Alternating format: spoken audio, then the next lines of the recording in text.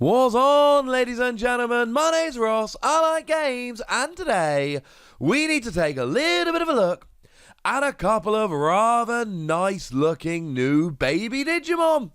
Yeah, that's right. We were expecting some new baby Digimon from BT5 Battle of Omega. We've not seen any yet, or at least we hadn't seen any. We now have, which means we can have a good old look. And what we've got today is a new Koromon and a new Tsunomon.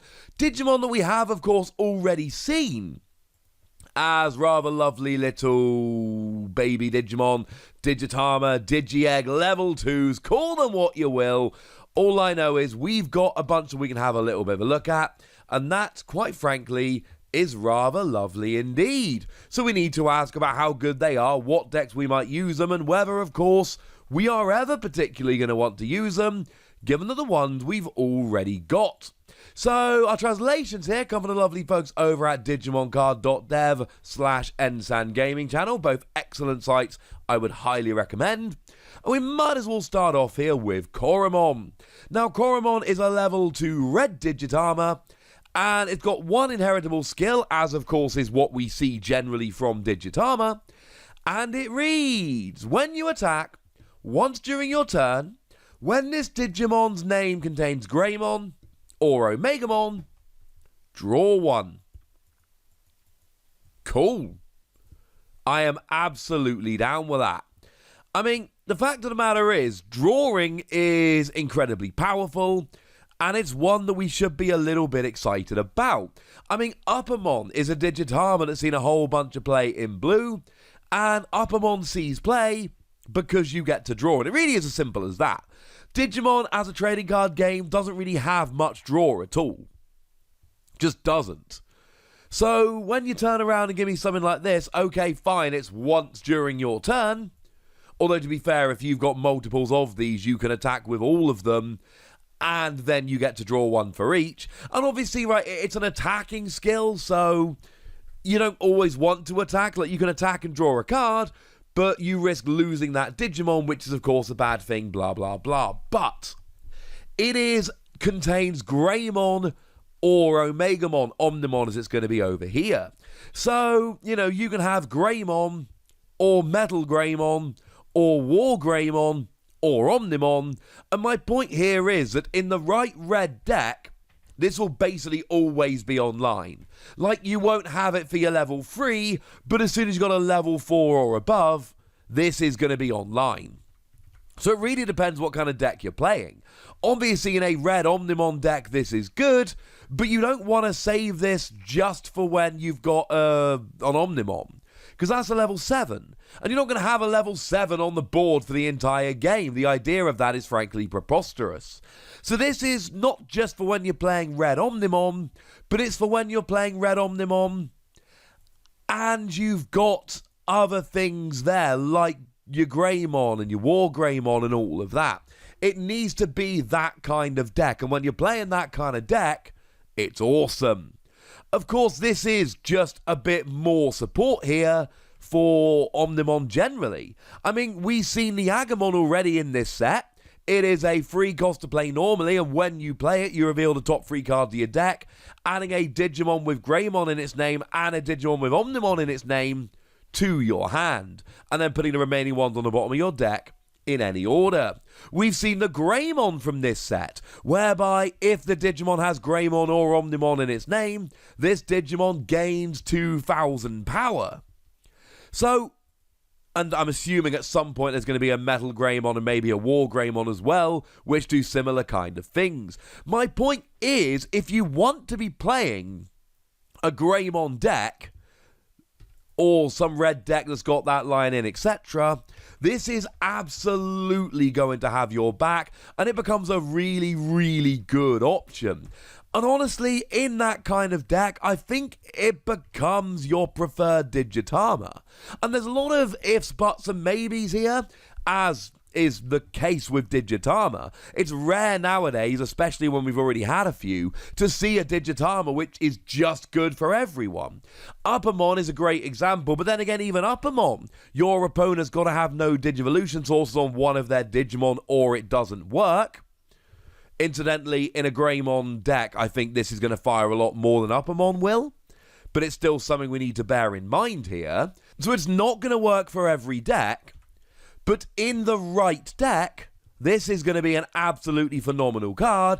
If you are playing a red Omnimon deck and you're going through the Greymon, Metal Greymon, War Greymon route, as a bunch of people do, this is absolutely something you're going to want to consider, especially when you combine it with the Agumon and the Greymon that we've already seen from this set, and you bear in mind there's probably a Metal Greymon and a War Greymon coming.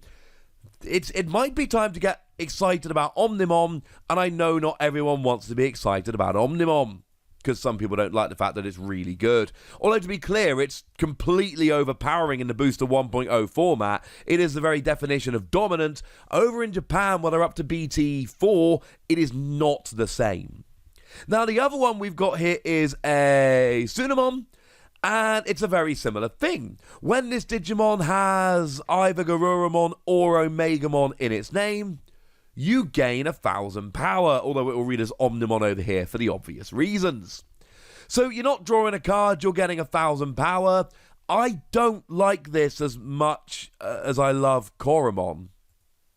Like, the extra 1,000 power is good, but there's a million different ways we've seen in the Digimon trading card game to add power. Adding power is something we see time and time again in many different ways. Drawing cards is much rarer than adding power, so frankly, I would like to add power. Having said that, does Blue need it? Like, when we were talking about Koromon, I told you how great the draw was and compared it to Uppermon. Well, as much as I like it more than Uppermon, remember that Uppermon is blue and this is red. So if you really want to draw extra cards with a blue Digitarma, you can still just play Uppermon. This is giving you a little bit of extra power. Now, to be fair, we have other Digitarma that can do that. The Demi-Vmon, if this Digimon becomes active during your main phase, you get 1,000 power. As in, not during your unsuspend phase, but it's there and it's something we can talk about. And then, of course, we've got the Tsunomon, the one that came around in the starter deck, the very first blue Digitarma we ever saw, that gives it 1,000 DP when battling an opponent's Digimon with no Digivolution cards. And then we've got Wanyamon, where if your opponent has 2 or more Digimon with no Digivolution sources, and I know at that stage we are getting a little bit, aspirational, shall we say, but that gives you an extra 2,000 power. So I am not sure this is needed in the same way as Koromon is needed for red decks. Koromon in red decks is now the only Digitarma that can give you draw power. And it's phenomenal, and we love it, and it's ridiculous. But Tsunomon here, it is not the only blue that will give you extra power.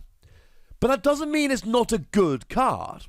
Because you see, if you are playing a Garurumon deck, and again, we're talking about the entire Garurumon line here, so you can have a Garurumon into a Were-Garurumon, into a Metal Garurumon, and then into an Omnimon, and you would get the extra 1,000 power all the way up, and you just get an extra 1,000 power. You don't need to worry about unsuspending during your main phase, or your opponent having 2 Digimon with no Digivolution sources, or any of that.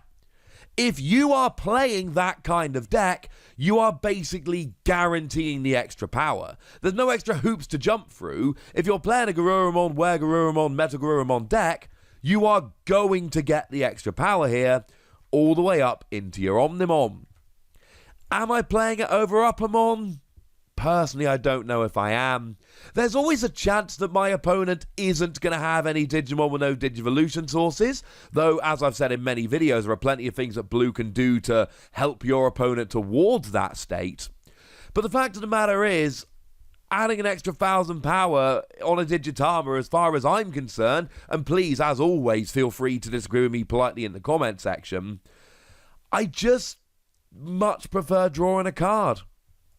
And I do think drawing a card is going to end up being better and more useful in the long run. And I'm sorry about that, ladies and gentlemen. I am more than a little bit sorry. We haven't actually seen the new Omnimon from this set.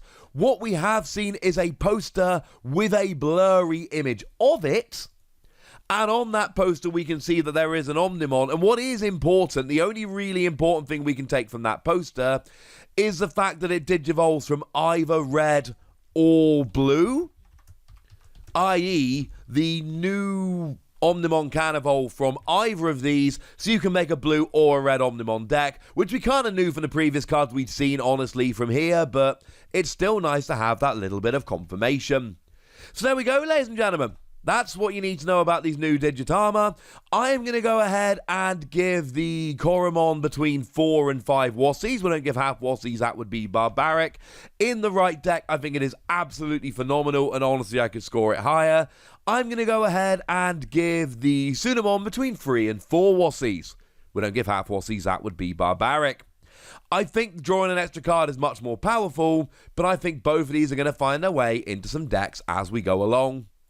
But I'd like to know what you think. So let me know in the comment section, would ya? Go nuts, be nice. And then make sure you like this video, subscribe to this channel, follow me on Twitter at TheWassie. That's where we talk Digimon and a whole bunch of other card games. And please do consider checking out patreon.com/PTCG Radio, where you can support the channel, get some bonus podcasts and all kinds of fun things.